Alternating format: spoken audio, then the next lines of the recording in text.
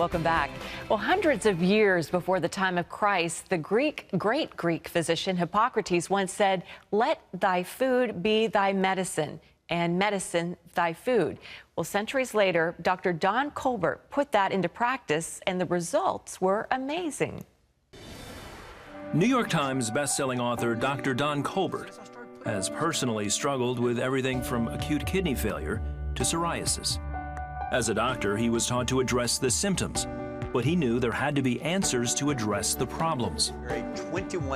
Dr. Colbert spent the last 10 years and over $750,000 researching common health issues and discovered the food-related causes of many diseases. In his latest book, Let Food Be Your Medicine, Dr. Colbert shares how you can treat and prevent chronic health conditions by changing the food you eat. Dr. Don Colbert is with us now, and it's good to see you. Welcome to the program. Well, thank Welcome you. back, I should say. Yes, it's great being here. Well, we're going to start this your story with this amazing testimony. You were in third-year medical school. Correct. It was a hot August day, and at Oral Roberts University, we were required to run a 3-mile run. Okay. That was in the high 90s, almost 100% humidity at noon. Is when I ran the race. But by all accounts, everyone thought you were healthy. I was very healthy. You thought you were healthy. In fact, if I ran at a certain time, I wouldn't have to run it again. I only had to run it once. And so my time was so valuable that I simply paced myself behind the fastest runner, who was another medical student. He was very fast. I knew that if I ran with him, that I'd make it in time. But the last 100 yards, something happened. And my wife looked at me, and she says, "It looks like you've been hit by a car." His legs they were like jello. They were just, it's like my legs had been broken, and I was just willing myself over the finish line. That last 100 yards was the hardest thing I've ever done, but I willed myself over the finish line. As soon as I hit over the finish line, I collapsed. I was foaming at the mouth. You went to the hospital. They took you to the hospital. Yes, and when I went to the hospital, see, they had doused me with a hose with water because I was so hot. Finally, I wasn't getting better. They put me in the back of a station wagon, drove me across the street to the City of Faith, and at this time, a huge tornado warnings were going off. Oh my God. Tornado sirens were going. Everything's happening. And all the doctors and nurses are outside the ER looking up at the sky. And then I'm saying, put an IV in this arm. I'm telling the nurse, put an IV in this arm. Because I was so hot, I could barely talk. My heart was racing, and the nurse went outside and screamed, "His temperature is 108 degrees. Oh, my goodness. So you were experiencing heat stroke. Heat stroke, and correct. being a med student, you're telling them what to do. Yes, exactly. Well, as soon as they put the IVs in, full blast, the most unusual thing happened. The millions of pores in my body, the heat was so hot that they squirted up, the perspiration squirted up about a ½ inch to an inch. And my wife was looking at me and saying, "That is the strangest thing I've ever seen. It's like an Alfred Hitchcock movie." Oh, my goodness. Because it's like little sprinklers going off all over my body. But what happened, my urine turned the color of coffee, because what had happened, I'd ruptured the muscles in my thighs, and that muscle pigment called myoglobin was leaking out of the muscles into my bloodstream, filtering through the kidneys and damaging or toxic to the kidneys, so it turned the color of coffee, and it caused me to go into acute kidney failure. Oh, my goodness. So then I was hospitalized, put on high-dose IVs round the clock, just flushing my kidneys, flushing this out. And literally, I watched my thigh muscles shrink right before my eyes to where my arms were larger than my legs. And it confounded the doctors. My CPK levels, or muscle enzymes, were off the chart. They'd never seen them that high before. So you went in, you were healthy earlier in the day. Yes. Now you're having kidney failure, heat stroke. The doctors are saying you might never walk again. Correct. So they have every specialist, kidney specialist, neurologist, all kinds of specialists in, and they say, we need to biopsy his muscles. Let's biopsy each thigh and each shoulder and send it off, and let's see what's going on with his body. And we said, no. We're just going to biopsy one muscle, my thigh muscle. Okay. They have a huge incision or a scar from where they took a biopsy all the way from the top of the muscle all the way to the bone. And they came back and they said, we've got bad news. Your muscles in your thigh are necrosed, which means dead, from the top of the muscle all the way to the bone. And by the way, you'll never walk again. Oh, my goodness. And my wife was so upset. She had told them before, do not tell him the report. Tell me first. So she was so angry, she said, get out of here. You're all fired.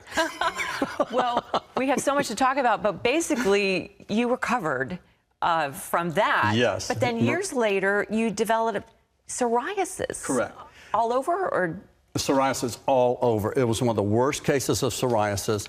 I finally went to my dermatologist buddy, who's one of the top dermatologists in all of Central Florida, and I'll never forget him peering over his glasses with his glasses down in his nose, looking at me and shaking his head and saying, Don, I'm sorry to inform you, you have the heartbreak of psoriasis. And I was shocked because... Well, because there's no cure, but you were determined to find a cure, and you found it, Don, sure did. Through diet. That's Exactly. what we all want to know. How did you cure your psoriasis? Well, it's interesting. What I found was certain foods, when we'd go out and eat, when I would eat certain foods like anything deep fried or bacon or fried shrimp or a large steak, literally within minutes to hours, my fingers would be on fire. And I'd show my wife, I'd say, look, blisters are forming on my fingers, here, here, here. And so then it started me analyzing my diet very closely.